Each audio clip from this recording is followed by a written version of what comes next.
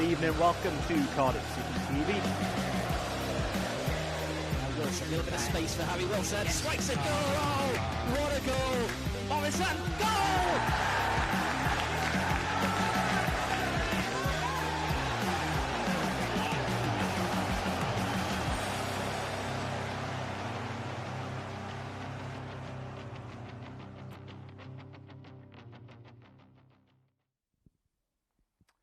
Good evening and welcome to Matchday Live, courtesy of Cardiff City. My apologies first, no Amy tonight. You're stuck with me.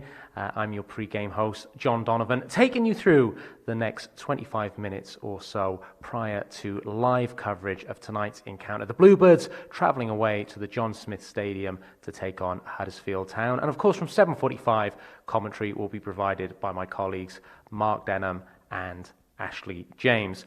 Well, Mick McCarthy is well and truly here at Cardiff City to stay after an inspiring upturn in fortunes and that 10-match unbeaten run. The gaffer and his assistant Terry Connor signed new 2-year contracts yesterday to stay at the club. What better way to celebrate than a Friday night in Yorkshire? As I say, the Bluebirds travelling to the John Smith Stadium to take on Huddersfield Town and hopefully a 3-point return. That will be no easy feat, of course. Every game in the Championship is competitive, and Huddersfield recently put 4 goals past Swansea City at home, although the Terriers are coming off the back of 2 comprehensive away defeats against Derby and Preston, respectively, and only managed a 1-1 draw against fellow strugglers Birmingham last time out. They still remain in relegation trouble, 5 points ahead of Rotherham in the last relegation place, but Rotherham, in fact, have 2 games in hand. So an important game also for Huddersfield Town tonight. The Bluebirds, of course, coming off the back of that mightily impressive midweek win against Derby County, a 4-0 win, and we'll be showing you highlights in the first interval segment of this pre-game show. But Mick McCarthy, for one reason or another, has had to ring the changes for tonight's encounter. 5 in all. So the team in full for Cardiff City this evening will see Dylan Phillips line up in goal. A back 5 of Joel Bagan, of course, coming in for the unfortunate Joe Bennett, and we wish Joe well if he's watching. Joel Bagan then at left wing back, Curtis Nelson, Aidan Flint, and Sean Morrison will be the 3 centre-halves, with Tom Sang coming in at right wing back, something he's done recently for the under-23s and performed particularly well, Perry NG having to drop out this evening. Joe Rawls comes back into the lineup to partner Will Vokes in midfield. Marlon Pack has played a lot of football lately, so perhaps a change that makes some sense there. Josh Murphy and Harry Wilson come back in. They've been in red-hot form lately as well, in support of Kiefer Moore. So that means on the bench this evening, we have Alex Smithies, Kieran Brown, Marlon Pack, Leandro Bacuna, who was the 2-goal hero on Tuesday night, and I'm sure will try and get on the pitch tonight and look forward to playing against his brother.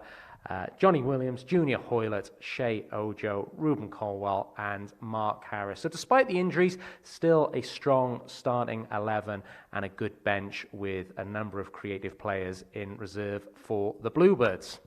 The graphic is on the screen for you there, and as we're doing that, I will hope that by the power of technology, we can join my colleague Ashley James, who's in situ for commentary for the game tonight against Huddersfield. This is always the nervous part. There he is, looking resplendent as ever, Ash. So if we first of all look at the week that was before we go on to preview tonight's game against Huddersfield Town, and we have to start with the new contract for Mick McCarthy. In any job, I imagine an employer wants to incentivise their employees. Well, Mick McCarthy knew that if he could turn the Bluebirds' fortunes around, he could get a longer deal at Cardiff City. He couldn't have really done more than that 10-match unbeaten run.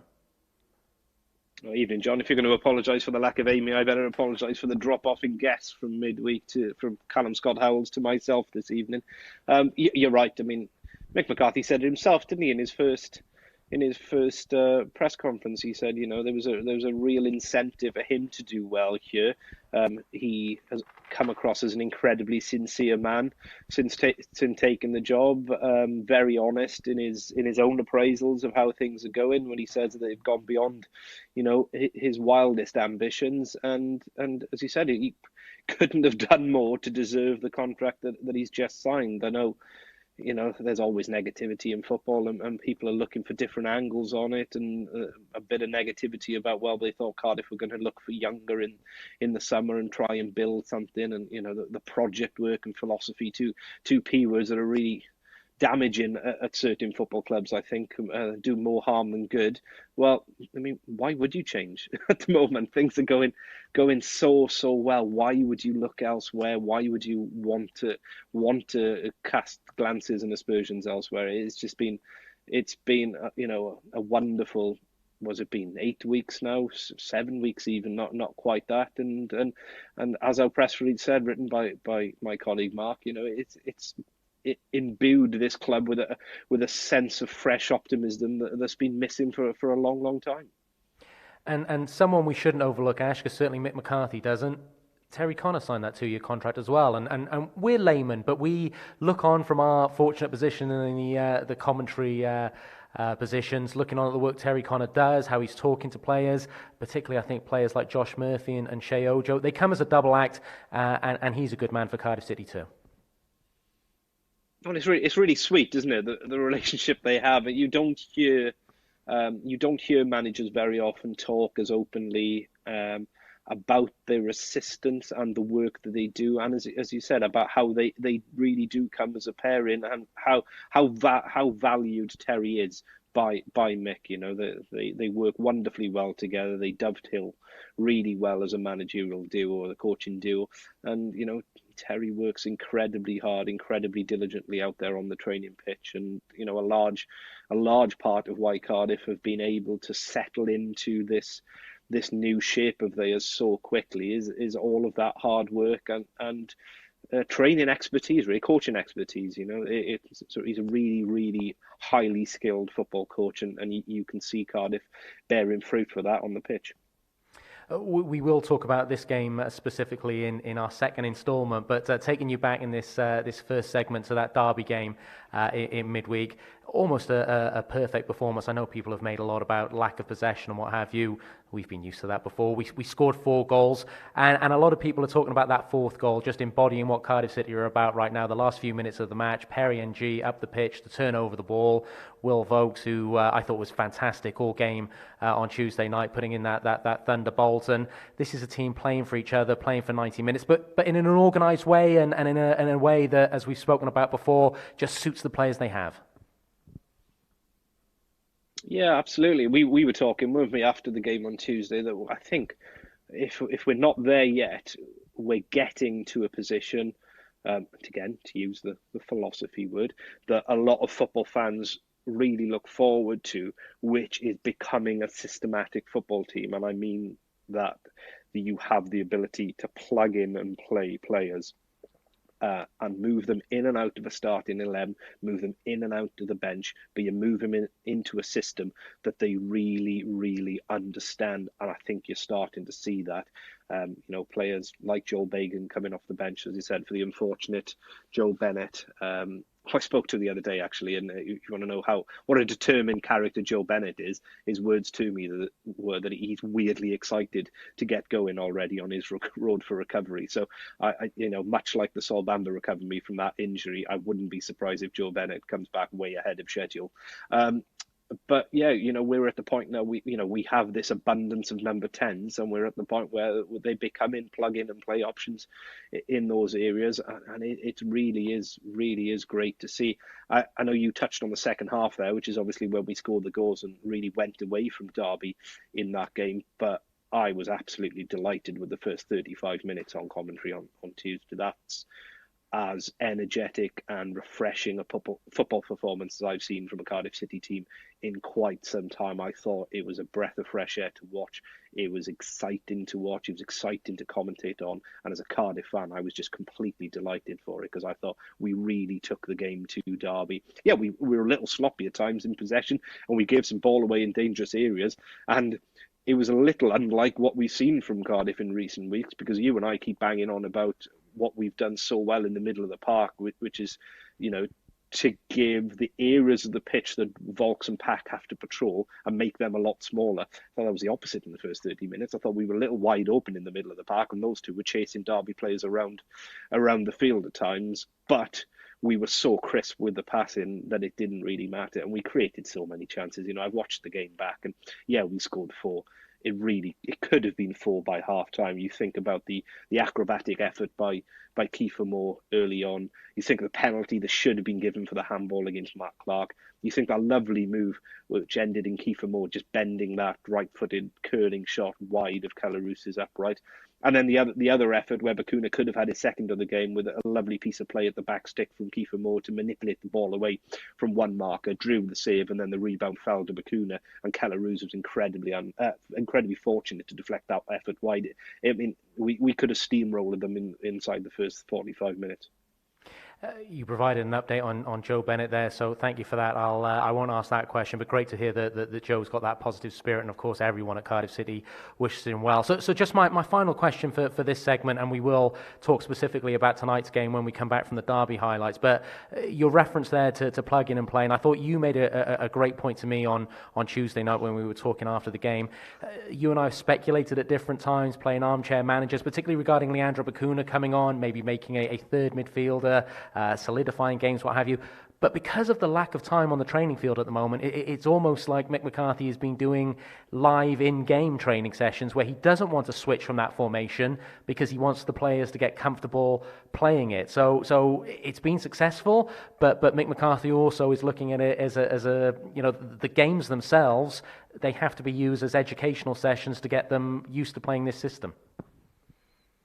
Yeah, I think so, and I think it's not naive from Mick. I think if there were games where he felt we were really being overrun in the middle of the park, because I thought there were periods in the first half against Middlesbrough where that might have been true. Not really the second half. The game changed a little, which is why I think he didn't opt for putting Bacuna on in the middle of the park. But, I think if he'd really felt under the caution we were being overrun there, he would take that option. But he's clearly taking the option at the moment to play as many minutes in this core formation with the second striker and a number 10 or 2 number 10s behind more as often as possible, which is why you're seeing Bacuna coming on and still playing higher up the pitch rather than slotting into a midfield 3 and giving the legs to break from there. And I think you've hit the nail on the head. The reason for that is because they're getting hardly any minutes in training on the training pitch to do that. So it's learning on the job, isn't it? It certainly is, Ash, as we continue to do every week. My thanks for the moment. Don't go anywhere. We'll be back with you shortly, but thanks for the moment, Ash. Well, we've talked about it enough. Time perhaps for you to see some highlights. The Bluebirds were absolutely fantastic on Tuesday night against Derby. Here's some of the best action.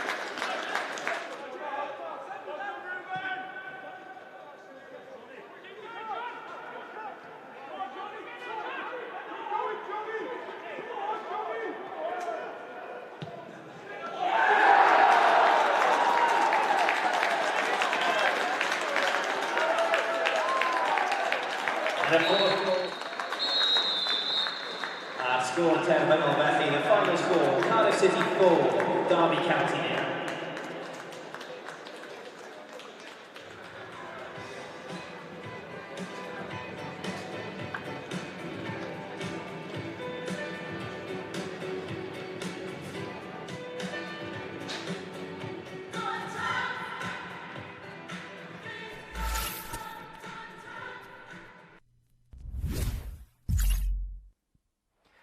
Nice to watch it again, wasn't it? The Bluebirds completely dominant in midweek against Derby County, recording their second 4-0 victory at home.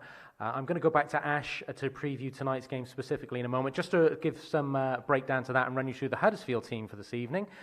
Looks like that they're going to be playing a 4-1-2-3 formation. Ash will no doubt talk you through that, with Schofield in goal, Pippa, Sarr, Keogh and Edmonds Green as a back four, Valio, O'Brien, and of course Leandro Bacuna's brother Juninho Bacuna as the midfielders, and then a front three of Campbell, Sonogo, and Rowe. So returning to my colleague Ashley James, who's just getting ready for commentary this evening, and question first about Leandro Bacuna, because I've seen a couple of tweets come in already, and you might ask what a man has to stay in the team after scoring 2 goals. But I think the idea was always Murphy and Wilson have earned their places at the moment, and it was respite for them in midweek. I think the plan was always to play those two tonight, wasn't it? I think so. I think, yeah, you're spot on there. That's interesting. They've got a different formation to what we've got there. I'm going to stick with what we think, John.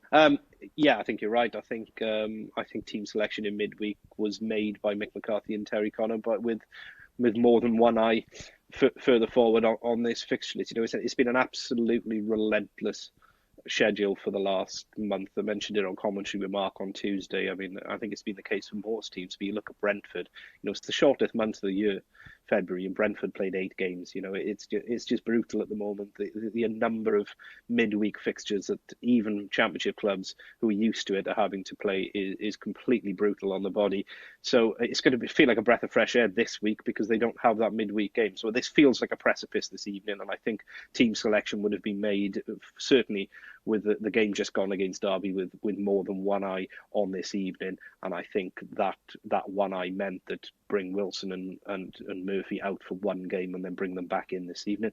I do suspect that actually they might have looked at this evening as an opportunity to perhaps have to rest Kiefer Moore, but of course we were able to take him off 15 minutes from the end in midweek and give him a little breather. So perhaps that's the reason that he's gone again this evening, and more power to that. So what of Huddersfield? You have to admire the fact they're looking to go back to a long-term project with Carlos Corberan, who is a student of Bielsa. So of course we expect a high-pressing game. We expect them to look after the ball when they have it, but hasn't quite kicked on for them this season. They're sticking with him, and probably rightly so. But what are we expecting from them tonight? I don't know, to be honest, John. I'll be honest enough to say that they're absolute enigma at the moment. You know, you saw how poor they were in the reverse fixture at Cardiff earlier in the season. You know, they're not the first team, and at the moment, the way Cardiff are looking, they're not going to be the last team that are going to take a bit of a shellacking at the Cardiff City Stadium if they're sloppy in possession at the back and allow Cardiff to press them. If that continues and Cardiff are able to impart their their high press on the game early doors, then I think what you're going to see is another heavy defeat for Huddersfield. They don't really have the personnel at the moment, and you can't blame Corberan for that, to play the way they want to play. They've got huge injury problems. You know, we were looking when the teams got announced. We were talking over WhatsApp, and we said, you know, they've got 4 players who are pretty much nailed on in their first 11 out, long-term injuries at the moment. You know, they've got about 9 players out all told, and some of them are really key. You're looking at Hogg and Eiting in the middle of the park. You know, they don't have that bench option from Danny Ward at the moment. Josh Corrimer, who started to find some form at the start of the season and was scoring goals, he's not available to them. You know, Harry Toffolo is one of the best left backs in this division. He's not available, so Pieper's having to play on the opposite side at left back at the moment, which means Romari Edmonds Green, who's ordinarily a centre half, is having to go out and play at right back. So, you know, they're trying to formulate a plan, all the while trying to move their style of play on, and it's proving very difficult for them. You look at the league table there, you know, they are where they are on merit, unfortunately. Very little consistency in the play, but as Swansea found out a few weeks ago, they are capable of putting some form together and really catching a team cold. Complacency is going to be the real issue here for Cardiff. You know, if there's any drop in standards from fatigue, it will show against an energetic Huddersfield team. So they really have to be switched on. That's the worry, is that everyone is thinking that this is going to be an easy Cardiff win this evening, and it's not going to be. unless Cardiff do what they do very well, in which case that gives them a real opportunity to put down another marker this evening, I think, because I think Cardiff are a far better team than this Huddersfield outfit. And just very finally, Ash, it didn't quite work out in midweek. We won on Tuesday night, and then I'm sure all of us watching the results on Wednesday, not many came in for us. With the Bluebirds playing first tonight ahead of the weekend, important to get these 3 points and put pressure on the teams around them. Yeah, I think we're getting to that stage of the season now where you start wondering, even during your own team's games, and you start paying more attention to games around the grounds, because they do start to mean that little bit more. I mean, I don't think I was the other one where it felt like somebody poked me with a pin and all my hair went out of me when I saw the Swansea had scored that late penalty in midweek. It's the drama of football. It's the drama of the Championship, isn't it? But football's not paid on paper, is it? So Cardiff have to go out there and do their job. And the one real opportunity they have this evening is from set pieces. I'm sure you saw the stats that were doing the rounds in midweek. I think for the most part Twitter is a cesspit, but professionally it still serves a purpose at times. And the stat that was doing the rounds was that Cardiff have now not only scored more, but they've scored more than double set piece goals than every other team in the division other than Reading. And that drew two responses, one from Reading fans who were furious that they weren't named as that other club, such as football, so they weren't happy that they're not getting the recognition they deserved, apparently, but also Huddersfield fans just completely disillusioned by that because they cannot defend set pieces for love nor money at the moment. So I don't think there's a great deal of optimism amongst the home fans here this evening. Well, hopefully that will be played out in the next 90 minutes. Ash, we could talk forever. I'm being told that we're already over, so I will let you go, put the big coat on and get ready for commentary, and we'll be with you shortly. But thanks for your time, Ash. Not a problem. Thanks as ever to Ashley James. So we'll get straight to it. Top 5 to come of moments against Huddersfield. Great goals in recent times. But first, Cardiff City TV caught up with man of the moment goalkeeper Dylan Phillips to get his thoughts on tonight's game. Dylan, obviously, it's about taking opportunities in football, and I can't remember a player that's taken opportunity quite as well as you in recent weeks. You must be loving how things are going. Yeah, no, things have been going great. Obviously signed here at the start of the season, and you just want an opportunity to come along. Obviously, unfortunate circumstances for Al, who's been great with me since I've signed, and we speak quite openly about it, but it's just a bit of good luck, I suppose, and a bit of good fortune. But ultimately, the boys and myself have had to put the results in, and when they have done. So yeah, it's been a really good experience, a great start to my Cardiff City career. That double penalty save, incredible moment. One of the moment of the season probably for us, and right up there in recent years. What was that day like for you? I was laying in bed the night before, and I just had a feeling that I was going to have something to do tomorrow. I said to myself, tomorrow is going to be a chance for you to show sort of what you can do. And albeit it was from the penalty spot, which is a bit of a different sort of test. Maybe some would say it's a bit of a guess, which it is. Do you know what I mean? Obviously, we watch things, we study penalty takers, and we got it right on the day between me, Dibs, Al, as he say, and one of the analysts, Josh, he as he say as well. So it's a bit of credit to everyone, really. But yeah, it was a crucial point. I think the game could have it would have been a difficult sort of last half an hour. Do you know what I mean? If one of them had gone in. Again, I suppose so it's a lot down to a little bit of luck. I got a bit lucky again, and I've guessed right twice and made two decent saves. So that sort of made me feel a lot better. Made me sort of kick-started me really, I think, and now I sort of feel more comfortable and just enjoying every minute of it. Really, these sort of times when you're winning games like this, you got to enjoy it because we know how quickly it can turn. I mean, obviously, there is 10 players in front of me that have all been outstanding, but I can't speak highly enough of the three defenders in front of me. I mean, if you was to say to me I could play behind them for the rest of my career, I'd probably snap your hand off because as far as defenders go, they're as good as it comes. They win everything in the air. They put their body on the line. They block shots. That's what you want as a goalie. People putting their bodies on the line in front of you, and that's what they do. And they do it to a great standard. So, yeah, no, it's been a pleasure. We work as hard if we're playing a team in the top six as we do if we're playing a team in the bottom six. I think you can't take your foot off the gas in this league, because on any given day anyone can beat anyone. We've seen that before. Obviously the Championship's a relentless league, and I don't think we'll be approaching the game with that mentality. I don't think you can do that sort of thing. Otherwise you will get found out. Friday's as big as any game. We just got to keep this momentum, and maybe there is a bit more pressure on us now because we are winning games, and you've got to keep doing that to keep expectations where they are. But we'll be taking it. It'll be as important. It'll be as tough as any other game in this division. Top 5 in association with the Big Yellow Self-Storage Company. It's back again. Feels like Glatzel as well. Oh, that is superb. Great play, real good football, good composure all the way through. To find the pass on the edge of the box was excellent. No more than Cardiff deserve. Great credit, good for the composure and discipline out of possession, and when chances have come their way, they capitalised.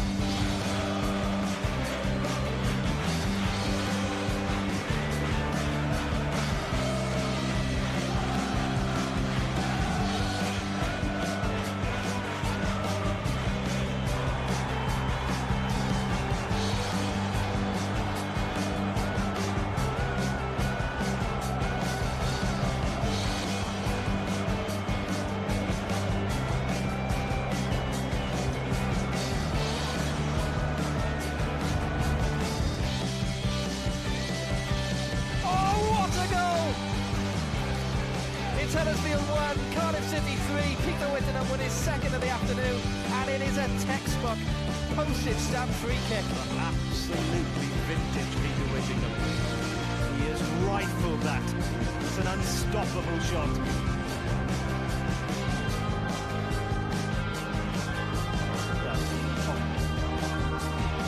Back to the ball again, lovely return, and has Murphy kept himself on side? He has an opportunity, and he's taken it. Beats the offside trap, lifts the ball beyond Lurzel, and Cardiff have the lead against the run of play.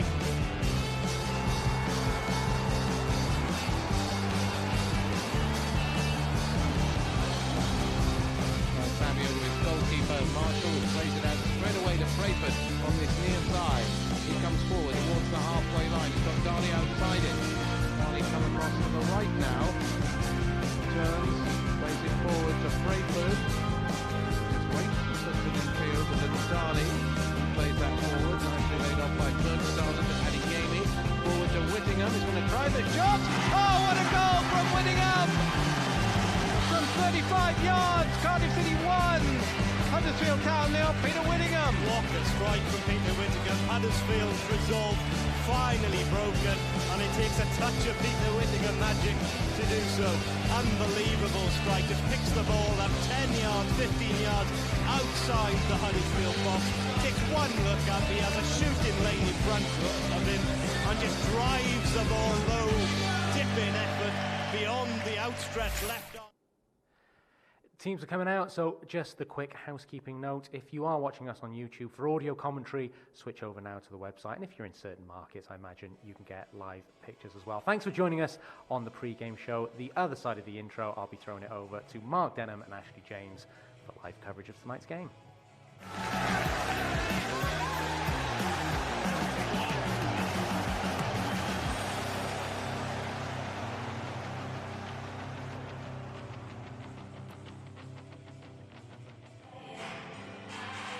Matchday, again, never ends, does it? And that's pretty good at the moment, because as far as watching Cardiff City's concerned, even though it's from home, it is pretty good, isn't it? The Bluebirds in fantastic form, 10 unbeaten, 7 wins and 3 draws across that time.